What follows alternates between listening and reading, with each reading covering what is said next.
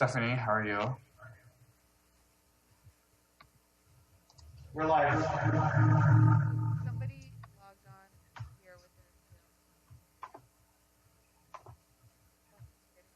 Is that you, Tim?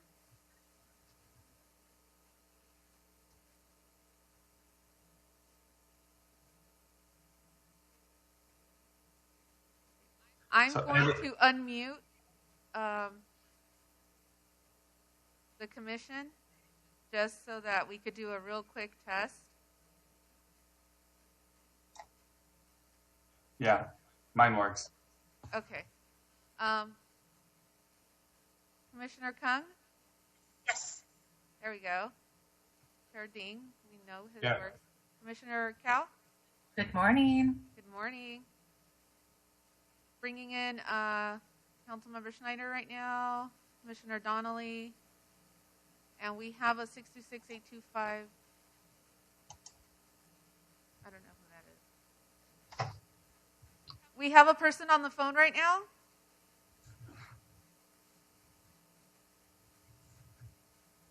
Let me check that number. Hi there. Do we have a person on the phone right now? 137. Yeah, it's Alan.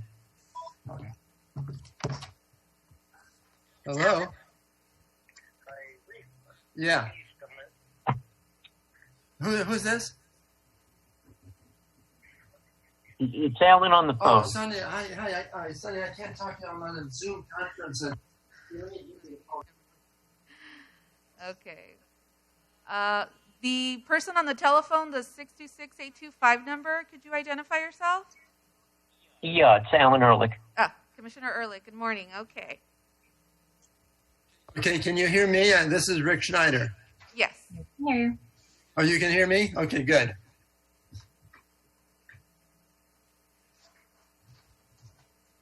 There's Grace. I see Jeremy and Ed. And Yeah, we're just waiting for Amin. Okay. Alan said he was having trouble getting in. Yeah, he's on the phone. Oh, okay. But he's not video. That's correct. And I would prefer to be video. Was it not working? I mean, Amin's not here. We can try troubleshooting for a minute or two.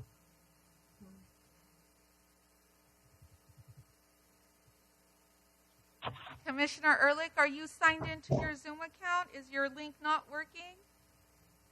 I'm going off the link from the email. Well, what happens when you click on it?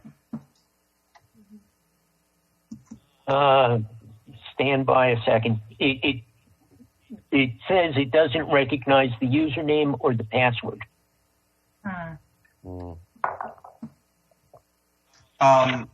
Maria, Amin says he's waiting to be admitted. Let's see here. There we go. Okay. There's Min's name. Do we know Hi. morning today? Good morning, everybody. Morning. Morning, Amin. What did you say, Stephanie? Oh, do we know if Ellen will be joining today? She will not be joining today. I believe didn't Ellen resign? Correct. Yes. Okay, so we are live now with the meeting, and just really quick before you actually call the meeting to order,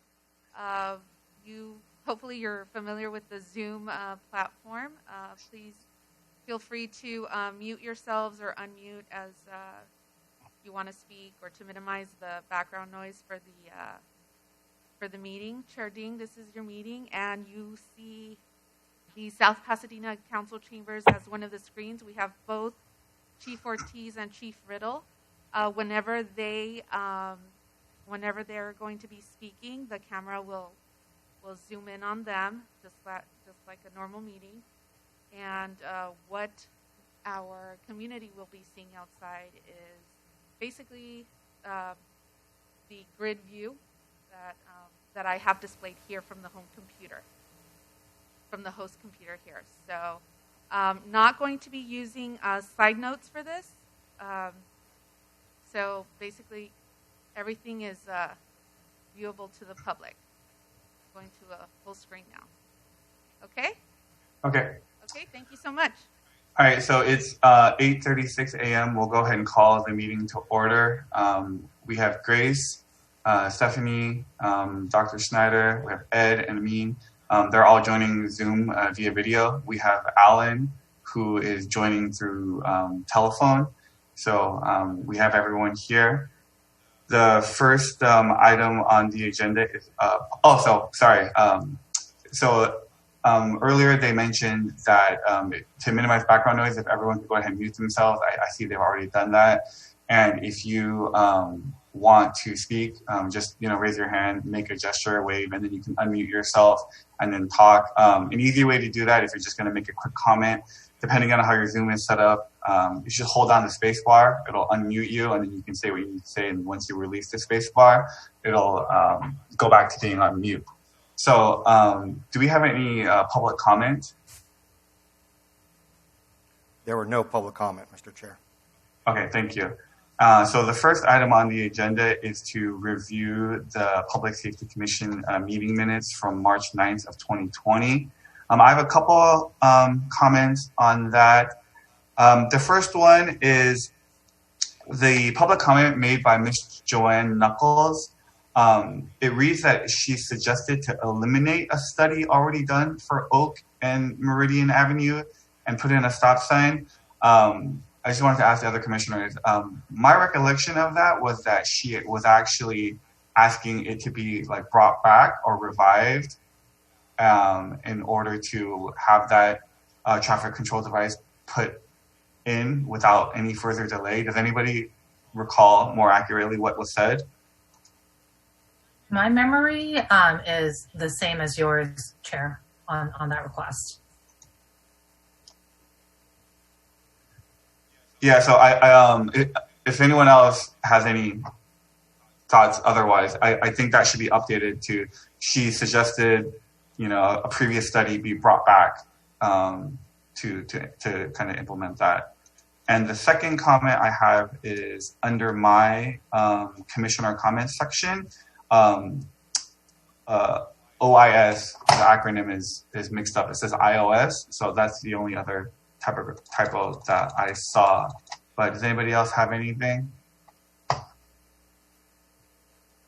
I have one comment.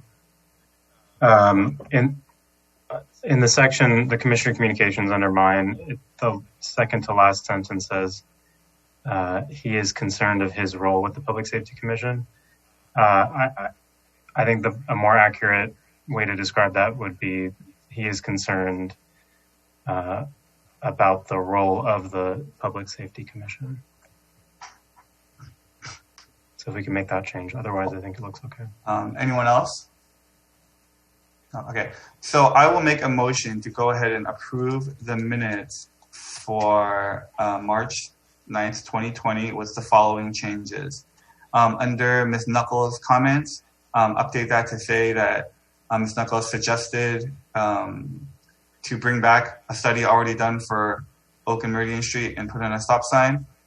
And under Commissioner Alceraz's comments, have that updated to say he is concerned for the role of the Public Safety Commission, if that sounds right. And then just a quick typo of the OIS press release instead of iOS. And I think that's it. So I'll make that motion. Does anyone want to second that motion? You have to unmute yourself. I'll second. Okay. All right. Ed Donnelly will second the motion. And I guess we'll all in favor, raise your hand. Aye. Okay. Any opposed? And any abstentions? I'll be abstaining as I left that meeting a few minutes early, I believe. Alan, do you? I was not at the meeting, so I'm not allowed to. You're also abstaining. Okay. All right. Does staff capture that? You guys good? Yes. Okay. All right, and the only other action item is what we're all waiting for is the coronavirus COVID-19 update from staff. And before we start, I just wanted to thank you guys for putting this together for us. I know you guys have a lot going on, so we really appreciate you guys resuming the meetings while everything's kind of shut down still. And I think it's great for the community and for the commission to hear the latest update from the city. So I'll go ahead and mute myself, and I'll let you guys go ahead. Thank you, Mr. Chair. And on that same note, we would like to turn around and thank you and the commission as well. Actually, thank the entire community on behalf of not only the police and fire department, but the entire city team for supporting us through this very difficult time and adhering to the safer at home orders and helping us flatten the curve. Your efforts have been working as a community, as we'll kind of talk about some of the statistics that point to that. And also as a city team, we also just kind of want to say that anyone who's been directly affected by this with a sick loved one, our hearts and prayers continue to be with you. And we are fully committed as a city to see us through this crisis, get us through the recovery, a stronger community than when we entered it. I thought for the sake of, before we give specifics on each department and our operations as they pertain to responding to this crisis, I thought it'd be important just to look at the timelines kind of briefly, not get too in-depth in all the statistics that are out there, but just kind of paint the picture as to where we are now and how we got here, just to put things in context. Things have been moving so quickly as far as information goes. It was a little over a month ago on March 4th that the state of California actually declared a statewide health emergency. LA County followed suit on the same day. The president declared a national health emergency on March 13th, and the city of South Pasadena declared a local emergency on March 18th. That triggered a few other events that took place very quickly. The city opened up the Emergency Operations Center to a level 3. A level 3 is the lowest. It's basically a virtual opening. We don't have to have someone in there 24/7, but that action actually enabled us as a city to start tracking expenses and start to put in requests for financial assistance at whatever point that becomes available. In addition to opening up the EOC, that also triggered us to start to officially request through our state and federal partners the proper paperwork to put us in alignment for that reimbursement for the recovery, for the response and recovery efforts. I think one of the most important pieces of information that came out this past week, last Friday, was the fact that LA County has extended the safer at home orders until May 15th, until at least May 15th. And it also requires that all essential workers wear face coverings. That actually starts on Wednesday. We're starting that practice now with all the essential workers for the city. It also requires that our public wear face coverings per LA County's language, that anytime we are engaged with others in a group or private setting, that definitely requires us as the public to wear face coverings anytime we are engaging in obtaining essential services or anytime we're out, again, in the public, engaged in a public setting where we're with or around others. I think from our perspective, what's really important to understand, and again, LA County's public health director has said this several times, that these face coverings are not intended to replace proper hygiene and the importance of washing our hands and or touching our face. That is still the most important thing we can do. These face coverings are an added measure to help flatten the curve and slow the spread in addition to those measures. As far as some of the statistics as they stand today, again, I don't want to, we all have access to these statistics, but I think it's important to touch base on a couple as they pertain to LA County. Again, for a couple reasons. I think it points to the fact that these safer at home orders are working, and we're doing a good job in California and LA County to help slow the curve. Although we don't take lightly any of these statistics, as far as the number of positive patients, nor the number of deaths. We don't take any of this information lightly. But our goal here is to minimize those numbers as much as possible. So again, as of this morning, California had 23,311 cases and 682 deaths. LA County has reported 9,192 cases and 296 deaths. South Pasadena has 15 cases reported. I do not have information on any of those 15 deceased. So as of the information I have, 15 confirmed cases for South Pasadena. The projections for California, this is a very important number to keep in mind. The projections for California and the projections for LA County is that we will hit our peak resource use today. That's an important number just to kind of see where we're at in the projections of cases. This is not an absolute number. This is a fluid number. There's obviously an error factor on either side of that date. And our peak death rate per day will be Wednesday, April 15th. Again, as a testament to the safer at home orders and what's happening here in California, there's no projected hospital bed shortage and there's no projected ICU bed shortage as we work through this. A month ago, the projections were a lot different for the state and the county as what could be, as we talked about that potential surge that was going to, that we were going to be faced with this week. So we're keeping that surge as minimal as possible. And again, that's the whole reason behind flattening the curve. Testing has also become a topic of discussion, the availability of testing. To date, the numbers I have is approximately 47,000 have been tested in LA County.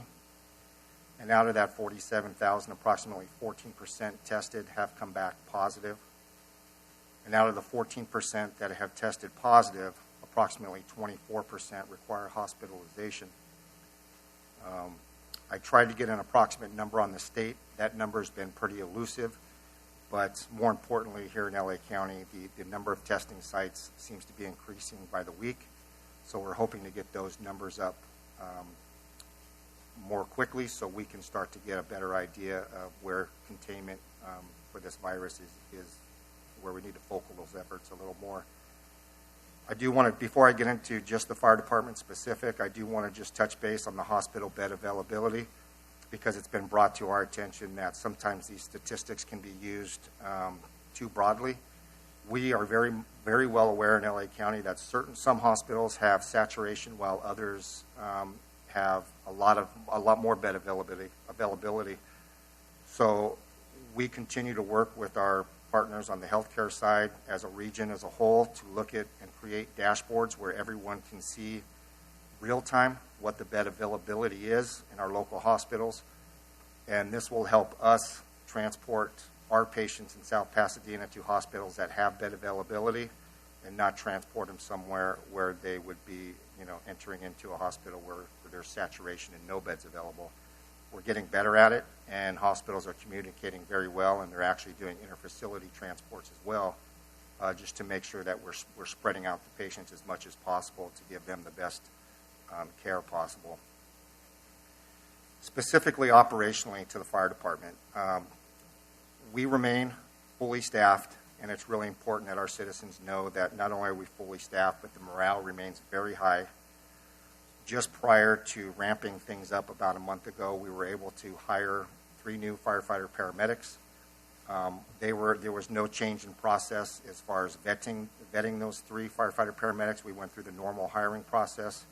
We brought them on. We did condense their training to a 3-week training session, and we brought them on the floor very quickly, and I'm happy to say they've been doing an outstanding job during a very difficult time to come on as a new employee.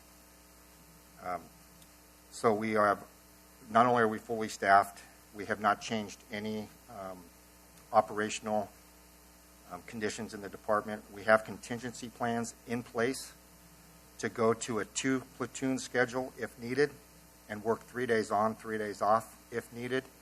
But that would only be caused by a drawdown in personnel due to the need to quarantine any firefighters due to a high-risk exposure, or if any of our personnel had signs and symptoms of COVID. All unscheduled time off for the fire department has been canceled and that directive has been extended through May 15th to be in line with the county's extension of the Safer at Home orders.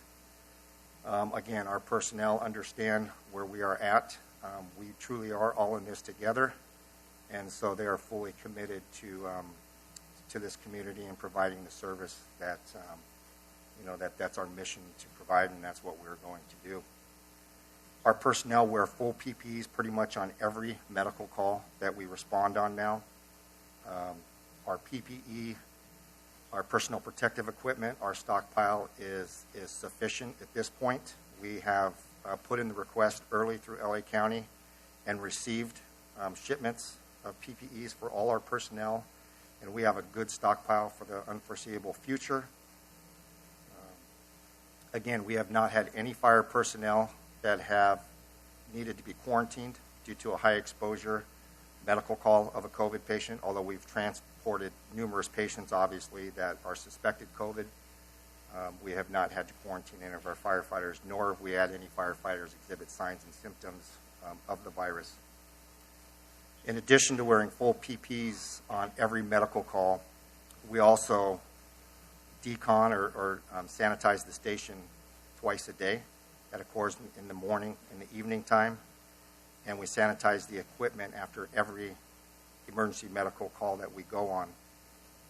We also have a directive that when we return from medical calls, none of the uniforms that we wear out in the field are allowed in the living quarters of the fire station. And again, that just points to the fact that our firefighters are in a group setting and we live together, so it's important for us to do our part as well in the fire station to do social distancing as much as possible. From an operational standpoint, we've also put our reserve ambulance in service. It's not staffed, but that ambulance is deconned and it's set up to transport only suspected COVID patients in the community. The importance of that is that we are able to get our frontline equipment back into service much quicker. If we were to use our frontline equipment to transport, there would be additional time spent at the hospital decontaminating all the equipment before our frontline unit would be put back in service. So that reserve ambulance takes that position, and we can put the frontline back in service and take our time to decon that unit. All of our agreements remain in place with our neighboring cities, all the cities in Area C, which is 13 agencies from Burbank over to Arcadia down to Vernon. Our automatic aid agreements all remain in place. And that's very important because there's a daily dashboard set up that we can see the response load for all the agencies around us. That will give us an indication if we are projected or if we potentially could be responding into their districts to help out, or conversely, if we needed help in South Pasadena, all the agencies are lined up to assist us as well. So if our units were tied up for whatever reason, our citizens would still be safe and still get coverage in the event calls were to come in. Our responses do remain slightly lower. The percentage of calls remains slightly lower, not as low as they were. Last week we were about 30%, or 2 weeks ago we were about 30% reduction in EMS in calls. Now we're about 10% reduction in calls, although what's important is there's an uptick in the percentage of suspected COVID patients that we're transporting. Pretty much, again, all EMS calls that we go on currently are suspected COVID patients. I mentioned earlier that our EOC is opened. It remains open. We are operating our Emergency Operations Center in conjunction with the police department. It is overseen by our Division Chief, Eric Zanison, who serves as the city's emergency manager. To date, we have put several requests in for our PPEs and received those. And, probably more importantly, we've been able to provide the state and FEMA all the required documentation by the deadlines to put us in alignment for any financial reimbursement for this crisis. Our fire prevention activities obviously have been suspended for the most part, although we still are performing essential fire prevention activities, which would include plan checks and any essential field inspections as well. Mr. Chair, that concludes my report for fire department, I'd be happy to turn it over to Chief Ortiz in the police department, or answer questions now or after Chief Ortiz's presentation.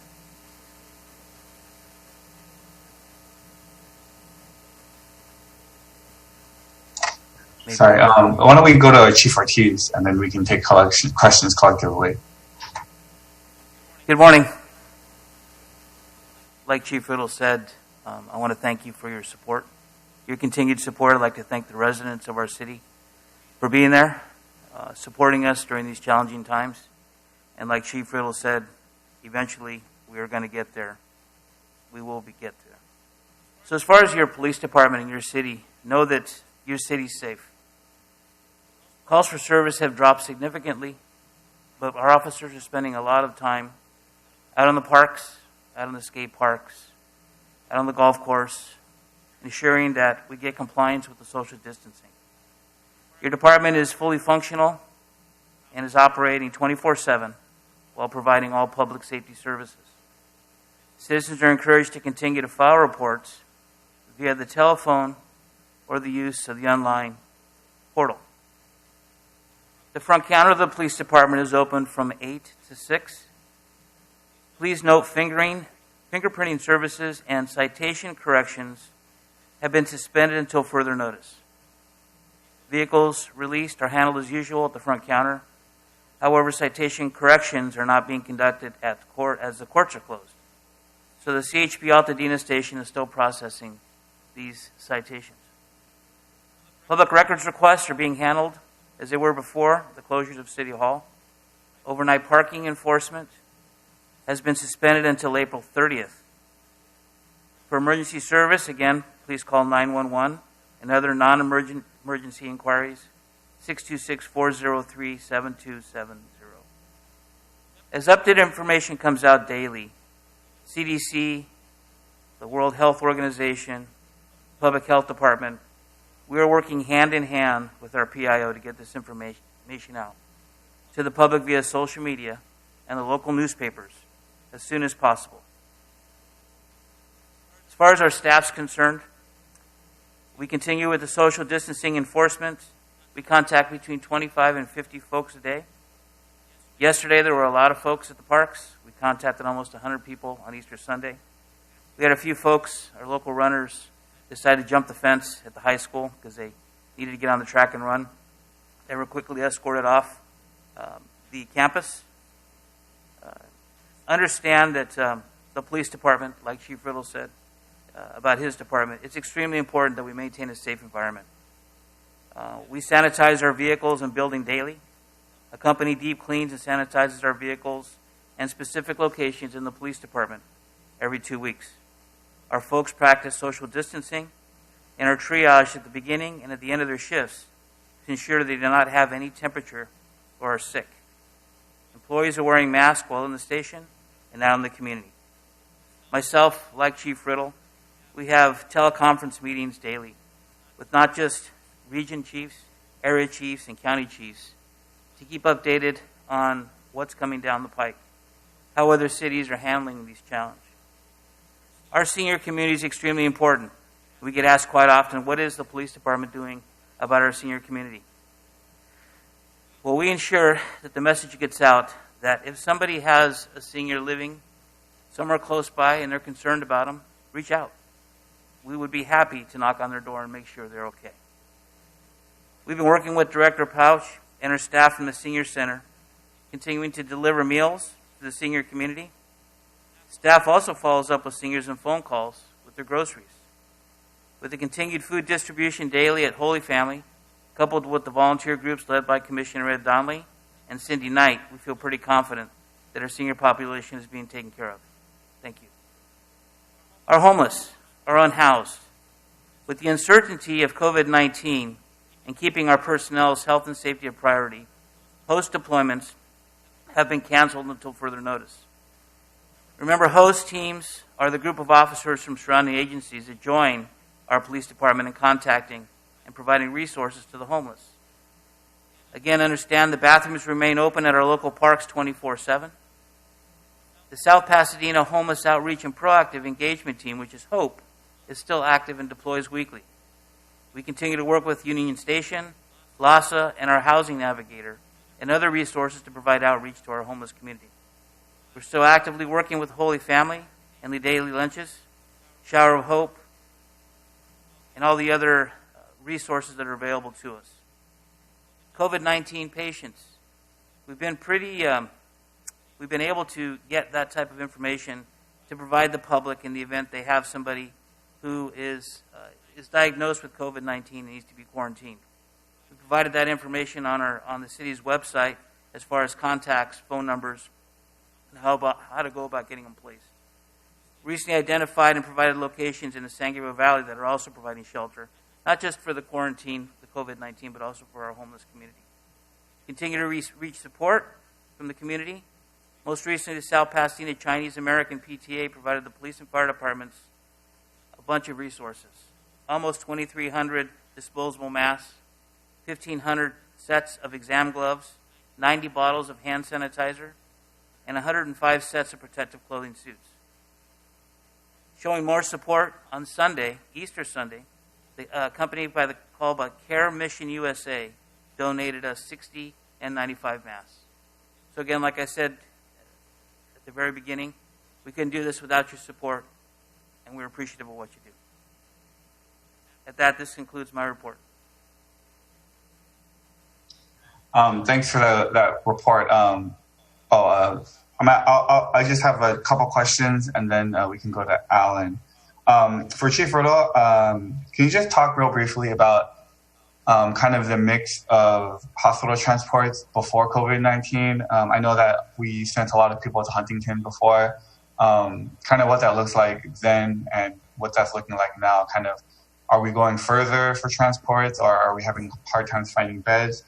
And the second question for Chief Riddle is, have you guys observed that most people are pretty good about calling their primary care doctor or 211 versus calling 911 or going directly to the ER? Yes, absolutely. I think I'll answer the second question first because I think it'll lead into the first question. As to the second question, I think our community, and again, the weekly teleconferences, I think this holds true with all of the fire departments in our region. All 31 fire departments in the county are reporting the same thing, that the call load, the call frequency is down across the board in the region. And on top of the call load, the response load being down, what's also down is the percentage of actual transports. And that is down because that our community is in fact taking that advice, and they're calling their primary physicians first, and they're vetting their symptoms out prior to just calling 911, which obviously didn't have to happen prior to COVID. So that's a really good indication that our community is in fact adhering to those recommendations and talking to their primary first. To kind of enforce that a little bit, we also have doctors that have been on staff inside the dispatch centers that are, even if someone does call 911, there's an additional screening from a doctor prior to dispatching 911 resources to make sure that those persons calling 911 actually need a rescue ambulance and a fire engine to arrive, or should they be calling their primary? As to the second question, early on in this crisis, I think there were, we were transporting to Huntington, and all the hospitals were still ramping up with their internal policies on how they were going to start addressing specifically COVID patients arriving at their facilities. What's happening now, which is good for everybody, is hospitals across the region have kind of standardized the practice, and they're receiving and they're screening potential COVID patients outside of the regular emergency room. So when we transport patients, whether they're COVID or not, they're not going straight to the emergency room. They're being triaged outside the emergency room. If they're suspected COVID, they're going to a specific wing or floor of the hospital to be treated specifically for COVID. If it's an unrelated medical issue, a chest pain, potential stroke, they will be admitted into the regular emergency room and provided the regular treatment that they would prior to this crisis. Does that answer your question, Mr. Chair? Well, I guess my question was a little bit more like, are you guys being told to divert from Huntington, or are there situations where they're not willing to or not able to accept your transports? At this point, no. And we haven't been. Prior to this, we have not. I think that discussion was taking place in anticipation of the surge. Again, I'm happy to say that the surge, although certain hospitals have come close to saturation, we are still transporting to Huntington Memorial. In some cases, we are diverted, but not any more than we were prior to the crisis. In fact, we're actually being diverted less. So pretty much all of our patients, if they meet the criteria, Huntington is our primary transport facility, and that's where we've been going. Great. The only thing I wanted to mention was that Commissioner Cowell had another meeting at 9 o'clock, so she had dropped off the call. And so I know Alan wanted to ask some questions, so we'll go to Alan. Thank you. I've probably got about half a dozen. Most of them are going to go to the police chief. On the last 2 weekly crime bulletins that came out, I see that there's a large increase in the number of auto thefts. Can you speak to that a little bit? Yeah, so it's that is true. We've had surrounding cities also going through that.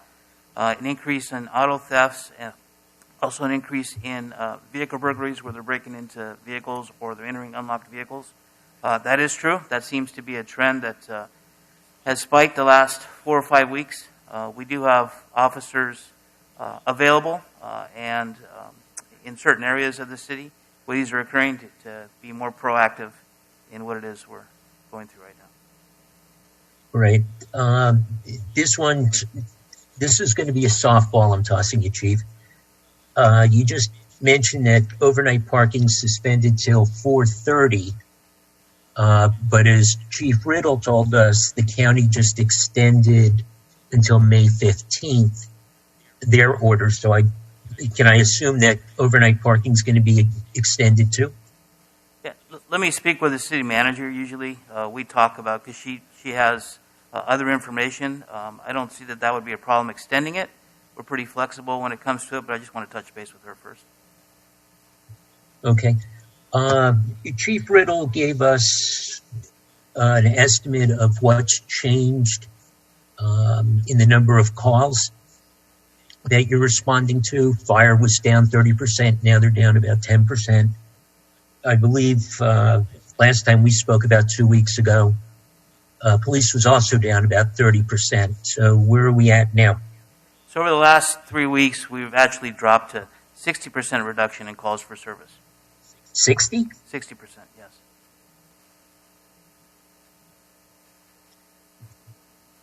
Impressive.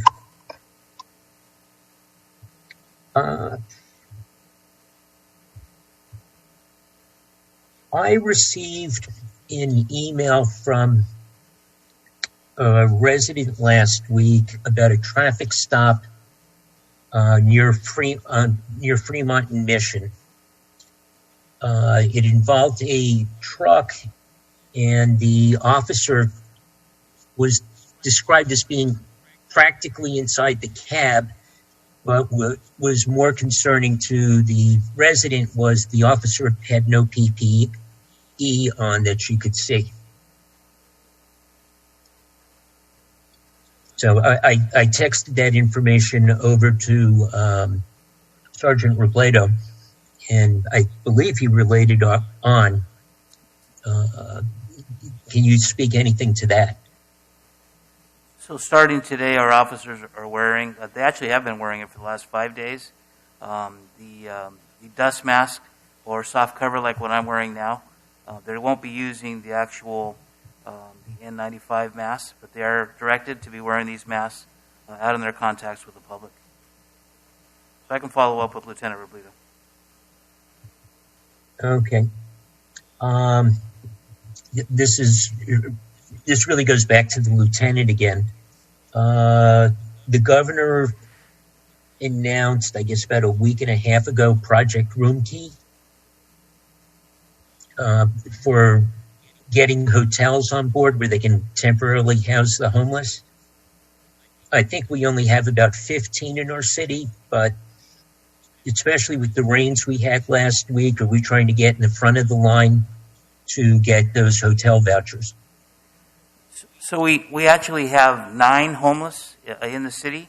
I know the count's a little different than what LASA has, but we have vouchers that are available.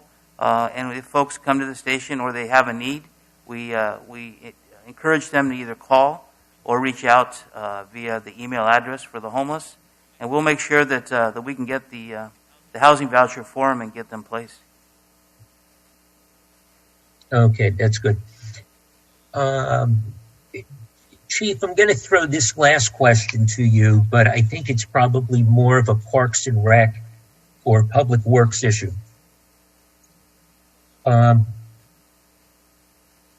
On, I think it was Friday, I went over to Garfield Park because there's one resident who seems to think that absolutely nobody should be in the park for any reason at any time.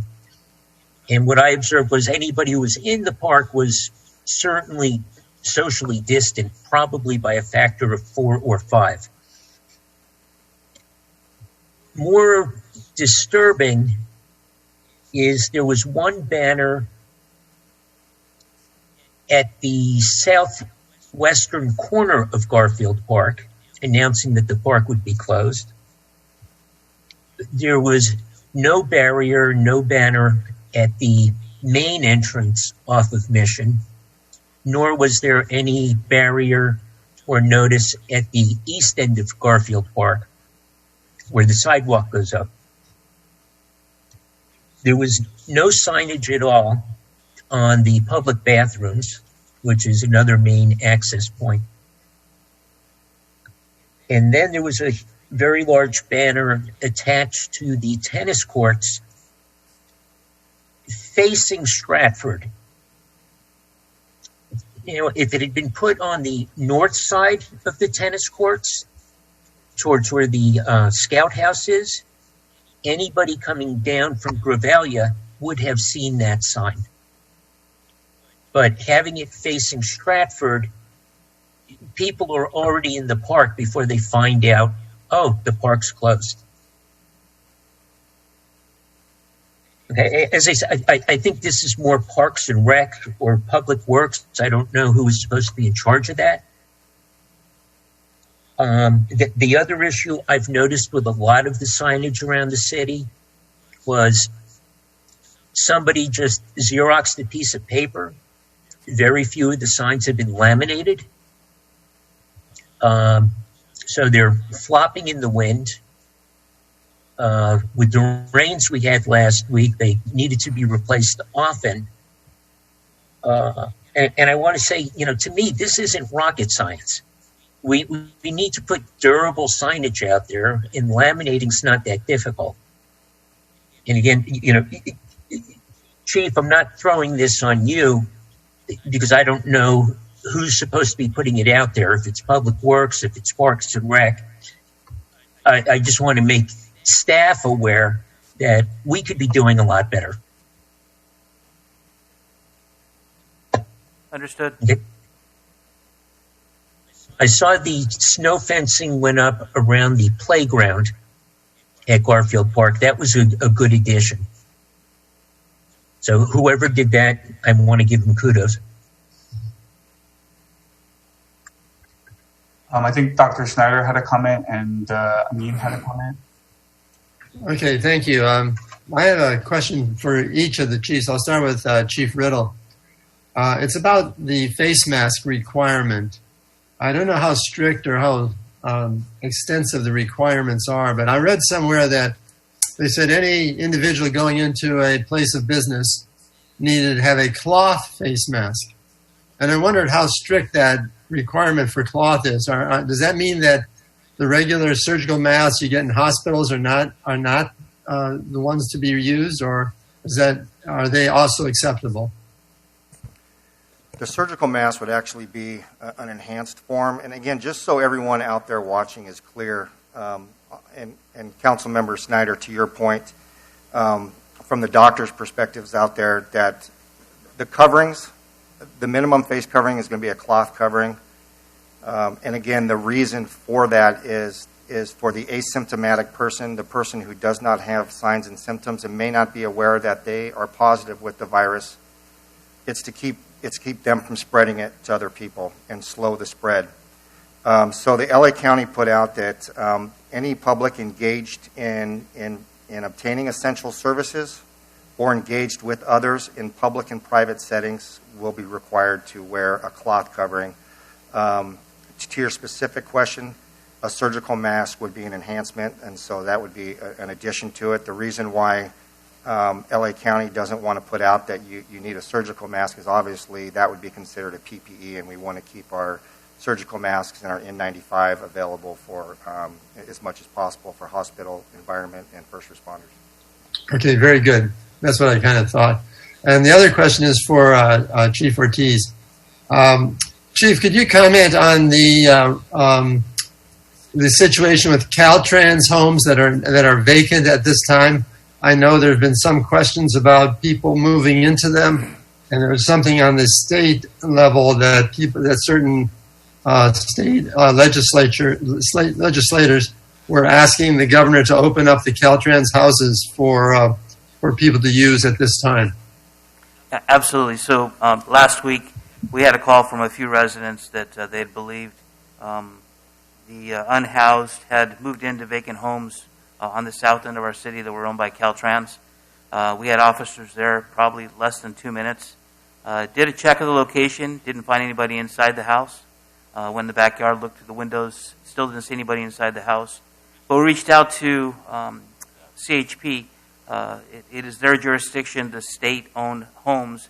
It's their jurisdiction to follow up with the property to ensure that it's boarded up, that it doesn't have anybody living in there illegally. And so we're working in a partnership with the CHP to figure out what we're going to do and how we can move forward to provide a safe community for our residents. We encourage our residents, if they see something that doesn't make sense, if they see a crime about to be committed or in progress, to call us. Call like any other resident would and voice your concerns, and we'll get officers there to make sure that the crime doesn't take place. And if we determine later that it's associated with a state-owned house, then we'll contact the CHP and we'll work in partnership with them. But again, we want to encourage our residents to call. If they're concerned, if something doesn't look right, please call, and we'll send officers. Okay, thank you, Chief. But you haven't heard anything from the state level about opening the Caltrans houses to people who are homeless at this time? We have not. Okay, thank you. I just wanted to add one quick thing with regard to Dr. Schneider's question. I had read that the order for wearing masks did pertain to cloth masks because they did want to save N95 and surgical masks for our medical community, but that if you saw someone wearing a surgical mask or N95 mask, they could be immunocompromised. So it is not safe to assume that they're in violation for not, heeding the order to wear a cloth mask for the general public. Amin, I think you were next. Thanks. Well, first of all, I want to say thank you to the Chiefs for everything that you guys are doing. It's an unprecedented and kind of a crazy time. So kind of keeping things together is really impressive. And, specifically, with respect to, I had a chance to talk to Chief Riddle a few weeks ago, and some of the sorts of things that I heard then, that we heard then, about steps being taken by the fire department and also by police were great to hear in the short term, and I think those are continuing on. I have a few questions for Chief Ortiz. The first having to do with the calls being down. And maybe you can sort of enlighten me a little bit more. It seems to me that calls being down is something that would be maybe concerning, that maybe citizens are not feeling comfortable calling the police right now about issues that they may have out of a fear of potentially contracting something or something else along those lines. What I'm primarily concerned about is, and I think this is being addressed in other contexts, and certainly I've heard some things from the city of LA, where there are domestic violence situations that either women who are victims, are either being discouraged from doing so based on the sort of COVID fear, or they're unable to because the perpetrators are close to them because there's nowhere else to go. And so I wonder if you can talk about what efforts, if any, the department is taking to reach out to the community to make sure that this is something that's not, that there are other ways perhaps for them to contact you. I know that they can put things together online, but I know that I have heard some discussion about potentially having signage in the city of LA in grocery stores and other places where people may be going as a matter of course, in order to sort of maintain a level of, involvement and providing access to people who may be victims. So you bring up real good points. According to my colleagues in the law enforcement world, they're looking at the calls for service dropping because people are staying home. But there is the possibility, and it is a good possibility that they're afraid to report these things. We've got a very active neighborhood watch program where our detective is reaching out to them weekly, sending out emails to keep people informed on what's going on in the city. We would hope that if our neighborhood watch residents in a neighborhood were aware that there was a problem, that they could reach out for them. We feel pretty confident that we have that relationship with our residents. But again, to your point, if people are afraid to call, have somebody call for them. And again, it's a testament to the city that we live in, where we all care about each other. We are very focused and engaged in our community. And again, if something doesn't look right, if you haven't seen a family out and about like you usually do, and you're concerned, call the police department. We would be happy to do a welfare check on them and make sure that everything is okay. But again, the calls for service, we look at it as just people staying home, sheltering in place, not coming out. Most of the property crimes are getting reported via the online or on the telephone. But I feel pretty confident that if there was a problem, somebody in some neighborhood would make a phone call on behalf of that person who needed help. I hope that's true, and I think I'm sure there will be some sort of announcement that comes in soon. But if the city, and if this falls under your purview or the city manager, and this may be something countywide that doesn't really impact the city anyways because it'll be put in place. But I think one of the ideas that came out was to sort of allow for access to services or to the police through some of the few essential businesses that are still open, so that there remains, a possibility for people to get to you.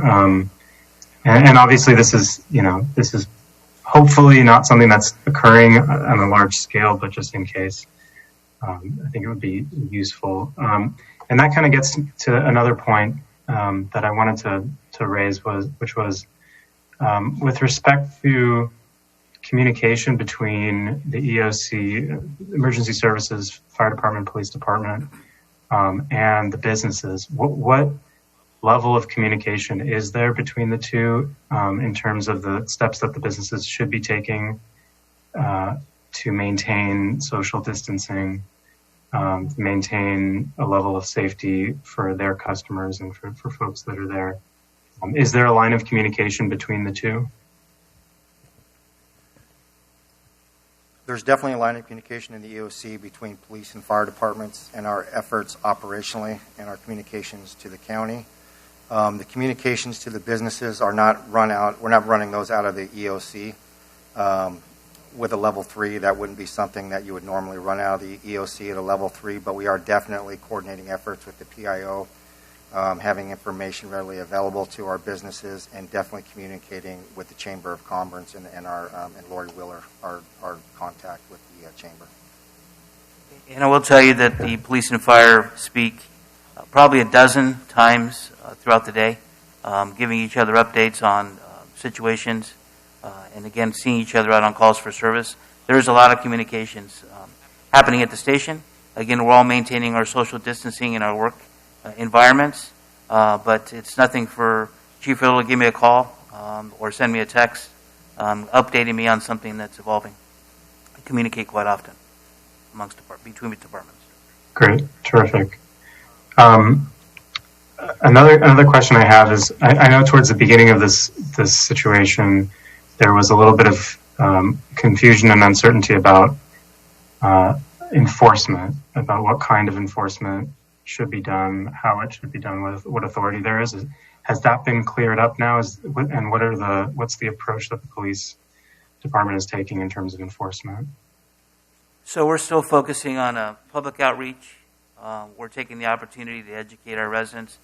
I will tell you that we're getting very good compliance from our folks. We understand folks can't be in the house 24/7. They need to get out. We encourage them to get out and walk and exercise. So when we meet with them and we talk with them in the park, they get it, they understand it, and we haven't had to do any enforcement as far as giving people citations for social distancing. We get compliance with public outreach and educating the community. So we'll stay that route. And are you guys still being inundated? I heard some recently that you guys were sort of inundated with calls about social distancing. We absolutely are, and that's why because the calls for service are down, we're able to have our officers spend a lot of time in the parks and the areas where we're getting the calls for social distancing. And again, most of our residents are complying. They see us, they look down, they feel a bit shamed, like, oh, I'm sorry, I'm just out of the park playing with the kids. But we're getting compliance, and I feel pretty good about saying that 75 to 80% compliance. People get it, but again, like yesterday with Easter and 100 people coming to the park, we had an officer assigned to the park and we had a cadet assigned to the park at both ends of the park, letting people know that the park was closed for Easter Sunday. The folks jumping the fence because they got to run the track, we get it. People got to exercise, but overall, I would say that we're getting a lot of compliance. People are getting it. Great. All right, that's all I got. Thanks. I mean, sorry. I'll just say one quick thing. I do want to echo what Amin said about domestic violence victims. Normally, an offender is probably at work, and with people at home or furloughed or laid off, domestic violence victims could be victimized at a higher rate. So, to the extent that the county has a program or signage at kind of our, grocery stores, our essential businesses, to encourage people to report this or ask an employee to call 911 on their behalf. I think that'd be a great initiative to take on. And just one question for the police chief, and then Ed has a question, is how are our detectives currently being deployed? Are they working as usual? Or I know some departments have put detectives on patrol for increased police presence. Other departments have gone the other way and told detectives to work from home to maintain social distancing. So I just wanted to see how our police department was handling that. So when this kicked off 4 or 5 weeks ago, part of the operational plan incorporated the detectives. There's 6 officers there, 5 officers and a sergeant.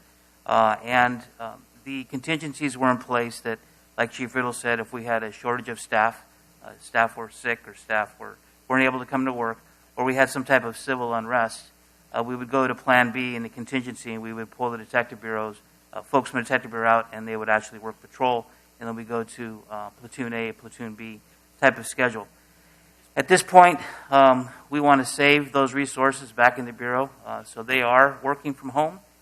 We were able to get laptop computers for them last week our folks from IT set up and configured the computer so they're able to access the information that they would if sitting at their desk. And it serves two purposes. One is if there is some type of contamination in the building, they're not susceptible to it. They're at home. And number two is if we have to rely on them as a resource to come in, they can come in. Lastly, the way the Detective Bureau is going and them working from home is we have one detective back in the Bureau a day. So from Monday through Friday, we just have one detective and one cadet back in the Bureau, and they're all rotating through, coming to the station one day a week to grab paperwork if they need more paperwork to be working at home. So we actually have access to one detective and one cadet, but starting this week, they're working from home. Great, thanks. Ed? Chief Riddle, just so we can help communicate to our fellow residents a little more clearly about the face mask directive. When is it appropriate, of course, going to the store, that sort of thing, to wear the face mask? But what about exercise or walking the dog, playing in the park, et cetera, et cetera? You know, that's a great question, and we get asked that quite often. Technically, per the county's orders, it's while engaged with others in public or private settings. So when we describe it, technically, when you're out by yourself walking the dog, technically you do not need a mask. With that said, if you're walking in a group setting, or it's an area where there's other people in your neighborhood walking back and forth, if you're not able to fully keep that 6-foot social distancing requirement, then you should be wearing a mask. If you're out walking your dog, it's early morning, there's no one in sight, technically you do not need a mask. But again, if you're walking with members of your own household, technically you do not need a mask. But the county is also very quick to say that the requirement to wear a mask and the requirement to extend the safer at home orders is not a reflection of the fact we're not doing a good job, but it's actually the flip side. And that's what it's most important for everyone to remember. It's actually a reflection that this is working, and we need to continue to take these efforts and actually add a little bit with the mask to slow this spread. Our advice, and we haven't really had any kickback, is if you're doubting whether or not you should wear a mask, if you're unable to look outside and clearly say, yeah, there's no one going to be around me, then put on a mask. Err on the side of wearing one. But you're right, there is a little bit of gray area in what the county put out as well as the state in terms of guidelines. But, you know, it's when we explain this to people, they do a very good job, and they're erring on the side of wearing the masks as opposed to not. Thank you. Alan? Start with Chief Riddle. I heard last week a recommendation that if people were out exercising, let's say a group of runners, that they needed to keep about 20 feet apart, about 3 times the distance, because your exhalation is going to be much greater than somebody just walking down the street. Have you heard anything about that? I haven't heard anything as far as specifically on how much you should increase the distance, but you bring up a very valid point, and people need to understand that, you know, that's part of the means of transmission with this virus. That kind of goes along with why we wash our hands and we don't let any of these droplets get near our eyes, nose, and mouth, or if the virus is on our hands. And that just goes to if someone is exercising, obviously they are going to be breathing harder, they're going to expelling more you know, really the kind of droplets that the virus can live in and be suspended in the air for, you know, I've heard up to 3 hours. So that's an important note to keep in consideration. If you're, and that kind of goes back to Mr. Donnelly's question, if you're out and you're in an area where there are people passing you on bikes, even though they may be by themselves and not feel the need to wear a mask, that's why it's important for you to also be wearing one also, is just to help minimize that exposure to the public. And that's the whole reason behind wearing the masks. If you're not able to keep that social distance, you wear a mask to help slow the potential for the spread. Great, thank you. One more easy one for you, Chief. Did you get copied on the email from Battalion 2 CERT yesterday, or should I forward that to you? To be honest with you, I'm still kind of going through the amount of emails that I get on a daily basis. So if it was sent after 7 or 8 o'clock in the evening, I'm still working through those emails. But just to err on the side, if you wouldn't mind just sending it to me, I would. If it comes from you, I'll see it. Okay. For Chief Ortiz, this is kind of old news at this point, but you know, for anybody who's watching at home, could you tell us a little bit more about what happened at Griffin's on St. Patrick's Day?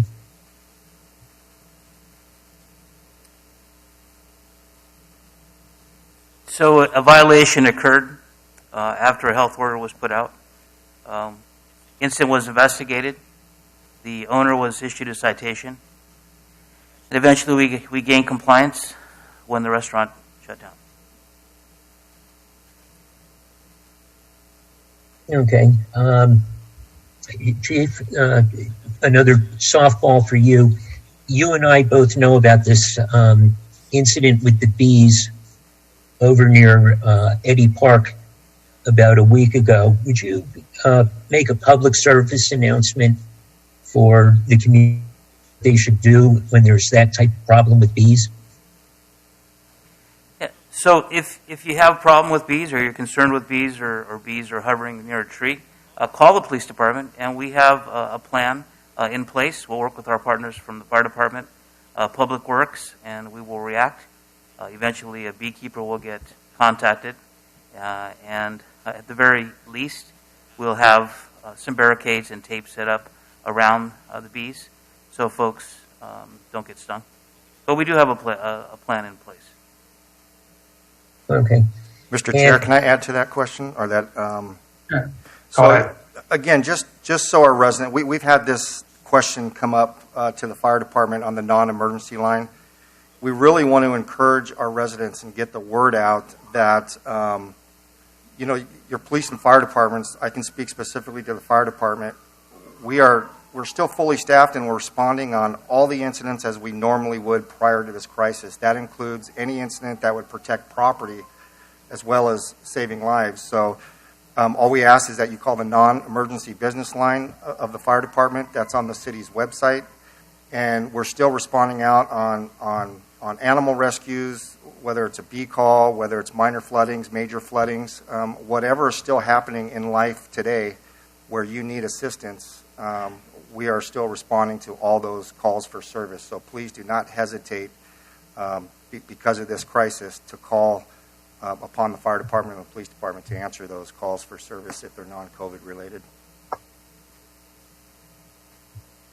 Great. Thank you both. I have one last question, and I don't know who will be better prepared to answer it. The South Pasadenan is reporting that the most recent infection in the city was the Trader Joe's employee. And obviously a lot of us have been shopping at Trader Joe's. So there's going to be some fear, oh, gee, was I exposed because of that one employee? How does public health, and I guess it's a county question, try and trace that? So I can speak to that a little bit, Commissioner. Obviously we're still dealing with certain legal requirements in terms of protecting patient privacy and HIPAA requirements. The end of what you said is actually correct, that when there is a suspected or a positive COVID person that becomes positive and they were working in an essential service, whether it's police, fire, or a grocery store worker, then the health department is going to be the lead agency to backtrack and start putting in time frames and start put together kind of a going backwards as far as who potentially was exposed and who potentially would need to be put in a quarantine of 14 days to monitor themselves for symptoms. I will say, though, and again, this is information directly off CDC's website for our citizens watching. When there's ever a question, those are always great resources to point to. whether it's LA County Department of Health, California Department of Health, the CDC. They're all putting out basically the same information. If you're concerned for any reason about, you hear about a positive case in your local area, that you may have been in the area and you're concerned, you can simply, there's a resource there. You can call 211, and they will not only answer those questions, but they will also start that research, because it's important for them to know as well. That's part of slowing the spread, is identifying who's potentially at risk for what we would consider a high-risk exposure to a positive patient, and then making sure that we quarantine those individuals. So anyone who's concerned would have those resources available to them, and they will definitely, assist you in determining whether or not you need to quarantine or take further action. Great. Thank you very much. Alan, I don't know if you saw this, but Trader Joe's corporate actually put out a press release saying that South Pasadena store will be closed until Wednesday because of a positive COVID tested employee. And there was some other stores on there too, but that was the closest store to us. One thing I did want to mention is I saw a press release saying that LA County was opening up testing to all residents that have COVID symptoms or confirmed COVID exposure, whereas that was the last week, I think. Prior to that, it was limited to people that were over 65 years of age. So I think now there's no age requirement if you have symptoms or confirmed COVID exposure. Another thing I would like to do before we move on to the communication section is unofficially, Alan and Amin have been serving as our COVID-19 subcommittee for the Public Safety Commission. The commission had received a Brown Act reminder that subcommittee should be formally appointed. So I would like to motion to appoint Alan and Amin to be the Public Safety Commission subcommittee for COVID-19 going forward, if there's a second on that motion. Second.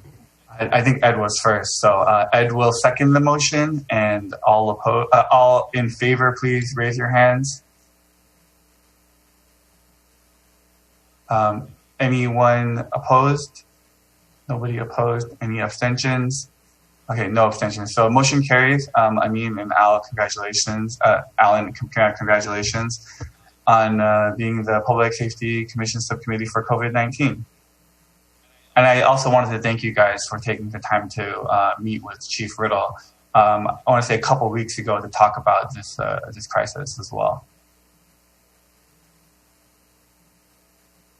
So the next item on our agenda is City Council Liaison, Dr. Schneider.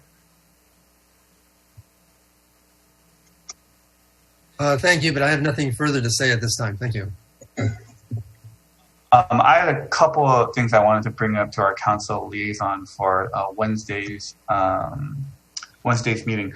The first is, I know that LA County has put out their guidelines for mask and facial coverings, and I know that some cities have issued more restrictive, not restrictive, but more aggressive postures on this. For example, the city of Beverly Hills has mandated that if you are leaving your house to go on a walk by yourself, that you should be wearing a mask. Basically, I think you guys can double check this, but I think that if you're driving by yourself, you could not wear a mask. But if you go to a drive-through and roll down the window, you have to have a mask. Or if you're going to talk to a police officer or another member of the community, you have to wear a mask. So just something to consider if, or something to let you know about if you don't already know, that there are cities with more aggressive postures on, facial coverings. The second thing is, I know the Code of Ethics came before the commission 2 months for 2 months straight. During the first time it came up, the Public Safety Commission provided feedback that was supposed to be reviewed and implemented as deemed necessary. The second month it came back, none of those changes or suggestions had actually taken place. And it was my understanding that the commission would be asked to approve or endorse the Code of Ethics before it went to council. But I saw on the council agenda that the Code of Ethics is going to be on the consent calendar, meaning it'll basically be approved without discussion. So was there It was my understanding that the original intention was that all the commissions would have a chance to look at it, provide feedback, and vote to either endorse or not endorse it for the council. And it does not appear that that has happened. So if you have any update on that. I think what has happened, I did see your letter with the various suggestions of how to amend or to improve the code of ethics. And I was going to bring that up during the council meeting. You could send that as an email to the council, so it'll be read at the time that comes up for discussion. Now, I think they just since many of the commissions have not met, I think they wanted to get this established, to enforce, and then it can be amended later on as the commissions come back into activity. So I saw your particular suggestions. I thought they were very good. It should be discussed at the time that it comes up on this evening. So it will get pulled from the consent calendar. And if you send an email, we can talk about those things directly. Is that okay? Okay, thank you. So if there's no other questions for our council liaison, anybody have questions for Dr. Snyder? Raise your hand. Oh, okay. Thank you, Dr. Snyder. We'll move to our staff liaison communications. I know they both talked about it, but if there's anything additional, this would be the time. Thank you. Mr. Chair, I do not have anything to add to my report unless there's any other specific questions. Chief Ortiz? I have nothing else unless there are, again, questions that I can answer. Okay, we'll move to commissioner communications. I do not have anything. Grace, do you have anything? Just the basic updates regarding the schools. I'm not sure if everyone's aware, but they probably are. The school facilities are closed for the remainder of the school year. They had 3 weeks that were closed and considered as spring break, but also a time for teachers to start learning to do distance learning or virtual classrooms, which began last Monday. So students, including my own, will be starting their virtual classes with their teachers shortly this week, including Zoom meetings or Google Meets, etc. They will continue to provide free meals for children under 18, which can be picked up by the high school daily from 9 a.m. to 11 a.m. And then Chromebooks were also distributed to those who were in need to continue to do the distance learning. The schools had already disinfected and everything and given out to those who need it. And that's pretty much it. That's the rest of our school year. So it's going to be online till June 3rd. And just to let you know that all the other meetings regarding school-related things like special needs committee, support groups, PTA meetings, they've all been done virtually now since we are not meeting in person. That's it. Thank you. Ed, do you have anything? Just real quickly, would like to say thank you to the city staff for supporting the South Pasadena volunteers who are providing free grocery deliveries to our seniors and immunocompromised residents. The support has been strong, and we're very grateful. Yeah, thank you for putting that together, Ed. Alan?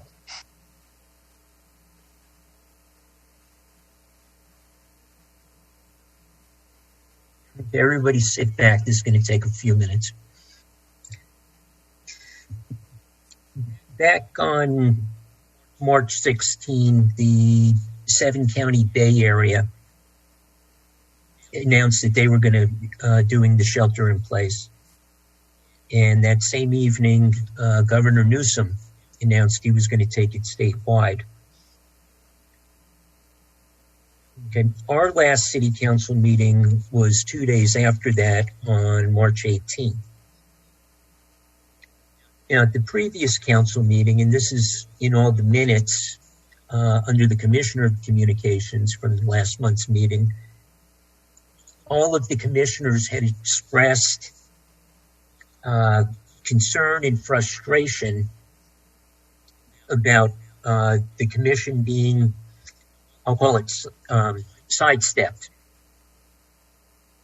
And the two issues back then had to do with the press conference for the officer-involved shooting and the presentation of the Traffic Bureau to City Council.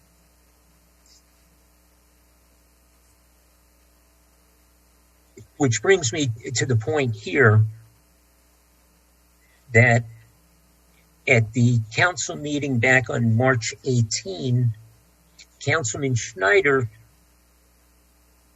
informed the council and staff that he had been receiving a lot of calls from commissioners, and I know Chief Ortiz, you were getting calls from the commissioners, and Chief Riddle, I know you were getting calls from the commissioners, asking that we have an emergency meeting.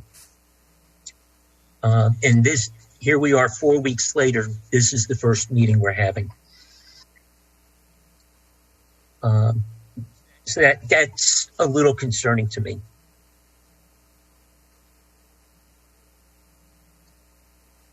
During the council discussion back on March 4, and this is the meeting where the Traffic Bureau was brought up, Councilmember Kubressian, who's been on council for 8 years now, had said, gee, I don't think it's really important about the Public Safety Commission not being consulted or why it's even necessary. Thankfully, Councilmember Mahmood disagreed, and she had to explain what the role of the commissions in the city are and why they're necessary. But this is coming right after the commissioners had expressed at the last meeting that they felt they were being sidestepped, and now we have a city council person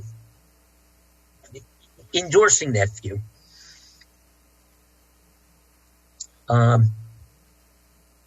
Again, going back to the March 18 meeting when Councilman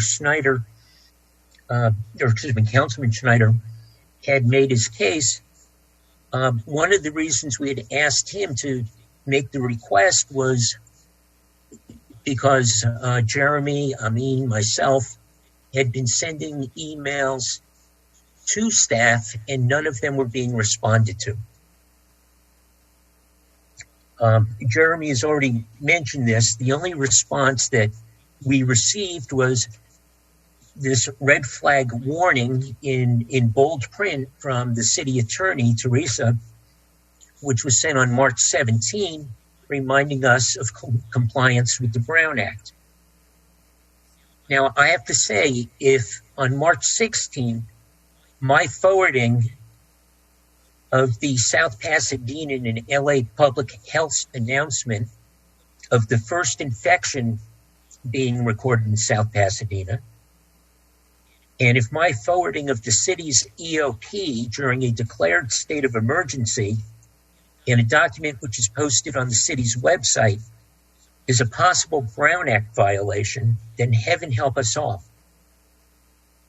So here we are a month later informing staff again that many members of the Public Safety Commission feel we're being marginalized and now threatened by the city attorney for carrying out the responsibilities in our charter.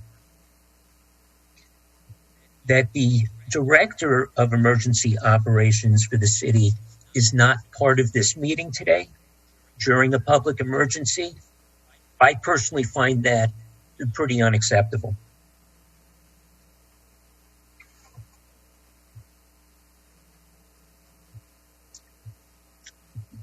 Back on March 6th, the Bay Area Unified School Districts announced that they were going to be closing their campuses for 3 weeks.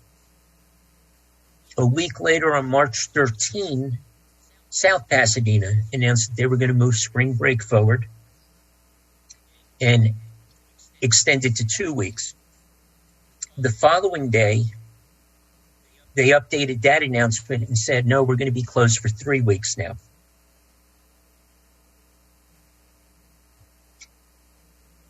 Commissioners have been expressing to staff and the city council members and the city manager that we believe the city is not doing the best possible job at communicating to our residents about what our city is doing and how our city is responding to the coronavirus emergency. It's great that at 5 o'clock every day I can hear Mayor Garcetti's information about what's happening in the city of LA. And at noon, I can hear Dr. Farrar's discussion of what's happening in LA County, but we're not hearing anything about how does this apply to South Pasadena. So I want to do a little comparison here. On March 12th, the school district sent out the first of 18 emails to the SPUSD community. There are 4,770 students enrolled in our schools, which represents approximately 3,400 separate families. So in one email back on March 12th, the school district made contact and informed a third of the households in the city. On March 13, the next day, the second of 18 emails was sent. On March 14, 2 more. On March 17, the same day that we had trouble with Griffins, the district sent another email. If you're keeping track, I'm up to 5. The next email came on March 20, then again on March 24. On the 30th and the 31st, we got 2 more. On April 1, I received 4 emails from the school district. Okay. We're up to 13 now if you're keeping score. On the 3rd, the 5th, the 6th, and the 7th, 4 more emails. And the most recent one, number 18, was sent out on Friday. Those are the emails that I just received from the district. I've also received 5 additional emails from my son's teachers at the high school. So that's 23 communications. Okay, recall the first notice went out on March 13. Today's the 13th, so that's 21 days. 3,400 households in the city have received 23 notices from the district. Let's see how that compares to what South Pass has been doing. On March 14, just one day after the first message from the school district, 2 days before the shelter-in-place orders were made in the Bay Area, and 3 days before Governor Newsom's announcement about expanding shelter-in-place statewide, Dr. and Councilmember Kubressian sent out an extremely informative letter to the community, an open letter to the community. That sounds pretty good. But it wasn't. The letter was published on the coloradoboulevard.net website. It was not sent to the South Pasadena Review. It was not sent to the South Pasadena News website. And even though everybody who's on this call right now and other staff in the city and a lot of other residents had heard about the councilwoman's letter to the community within a week of when it was published, it still was never posted on our city's website, or it was never sent to our city's 2 media outlets. This is the same council member who a month ago had asked, why do we need commissions? My point here is not to trash the council lady, but to compare our city's public information campaign to the school district's. On March 23, March 31, and April 6th, the city sent out a weekly community update from the city council. They were about a page and a half each, 12-point font, single-spaced, no graphics, no bold headline, nothing to catch average reader's attention. My opinion, They were so badly designed, they might as well not have been sent. On April 2nd, the monthly Neighborhood Watch newsletter was emailed out. Not a single mention of coronavirus or action the city was taking was included in that. Okay, so far, in terms of the city failing to provide information to residents, at that point, we're batting 100%. But according to the letter that the Director of Emergency Operations sent to the Council and the Public Safety Commission on Friday, the DEO thinks the city's doing this great, wonderful job because some things have been on social media and the city's website. On March 31, the first truly public statement from any city official was an excellent interview with Mayor Joe. It went on to South Pasadena, and he put out a good message: stay strong, while the city's adjusting to this. That was 13 days ago.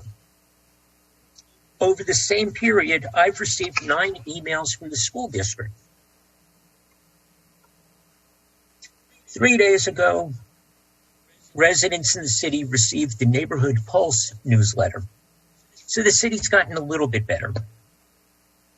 Since March 23, 21 days to today, the city has provided 5 updates to the community. And they've missed 2 very simple opportunities. Okay. 5 updates. That's as many updates as I got from my son's teachers. Okay, so let's ignore the other 18 communications that the school district sent out. I hope I'm painting a picture so that you understand why members of this commission are so frustrated that we don't feel the city's listening to us. Okay. Since last August, the city has spent $100,000 on public relations and crisis communication consultants. The school district doesn't have a PIO, but they've sent out 23 emails. At least 2 of these contracts were signed in January. You'd think that the city should be on top of it. They've got these 2 consultants that they've just hired for $50,000. If I was on the council right now, I'd want answers to know how the $100,000 was spent and demand a refund. It's been suggested by myself and the other commissioners and other residents that the city can leverage the reach of community service organizations. I've put together it's an incomplete list of 8 email lists that are already in the city's database. Camp Med, CERT, Neighborhood Watch, everybody who receives the city council agenda notices, seniors, and library card holders. There are 5 more organizations that are independent of the city, but they're closely connected. They include the Chamber of Commerce, Festival of Balloons, and SPTOR. There are 20 plus community service organizations in the city. AYSO, Little League, WISPA, the school district, SPEF, Dudes, the South Pass grocery volunteers that Ed put together. Somebody that we just learned about last week, the South Pass Chinese Parent Teacher Association, Holy Family, St. James, and the other houses of worship in the city reach hundreds, if not thousands, of our residents. The South Pass Chinese Parents Association has 500 members, the majority of whom are not fluent in English. How is the city communicating to this group of residents? The school district has 334 ESL students. That's 7% of the school's enrollment. Students in an ESL program are less likely to have English spoken at home. Chinese, Korean, Spanish, and Japanese, in that order, make up 80% of the ESL student population. What is the city or the city's overpaid PIO consultants doing to reach out and inform these residents, what FEMA would call the vulnerable population? Melissa Chang, who's the leader of the SPC PTA, emailed me yesterday saying that for her group, it would be hugely appreciated and useful if the city could provide press releases in Chinese and the other languages. The city could simply put a Google Translate button on the website. Ms. Chang would certainly be willing to help translate public awareness messages into Chinese. Okay? Just imagine this for a minute. One single email sent to each of these 35 plus community organizations I've just described in our city would reach over 5,000 households. That's half the households in the city. That's pretty powerful stuff.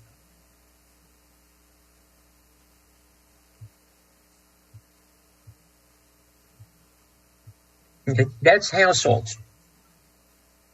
50%. Our city population is about 26,000. So one email to 35 organizations is going to reach 12 to 13,000 members of the community. That's really powerful stuff now. Chief Ortiz, Chief Riddle, Councilmember Schneider, I don't want any of you to feel that I'm laying blame on you. Your departments both seem to be on top of everything within your areas of responsibility. The city council hasn't met in a month, so maybe not so much, but I enjoy poking the city council members when I can, and I take it back, and you're meeting in 2 days, so we'll move forward. So what I'm expressing here is you folks, the two chiefs and Council Member Schneider, you're the staff that's here on this call with the Public Safety Commission so that we can have this interchange and speak with you. The Director of Emergency Operations is not on this call, and she's the person who really needs to be hearing this.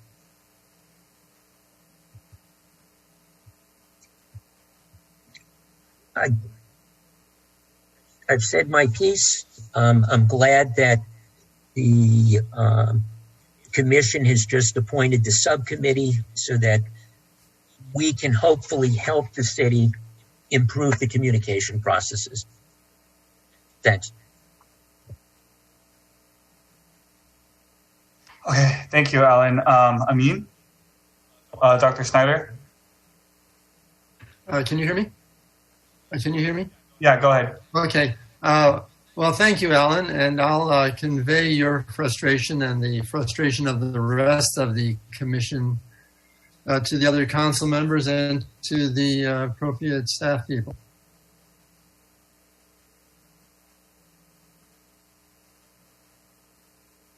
Amin? I think Alan may be speaking, but he's muted. Sorry, I got that fixed. Dr. Schneider, let me throw a few more numbers out that I think are pretty important that the city's missing. 14% of our residents are 65 and older. 6% of our residents are 75 and older. We all know those are the highest risk groups. 26% of our residents are foreign born. Now, it doesn't necessarily mean they don't speak English, but it's something we need to be thinking about, especially in light of the numbers that we have from the school district. According to the American Community Survey for 2018, 37% of the households in the city speak a language other than English at home. So we've got 26% that were born in another country, and we've got 37% who are speaking more than one language at home. We've got 9.5% of the city under the age of 65 who are disabled and don't have health insurance. It's another vulnerable population.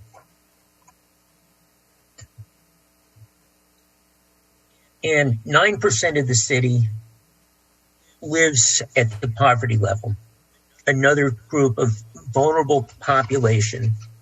And so I want to make the point again, what is the city doing to connect with those groups of people?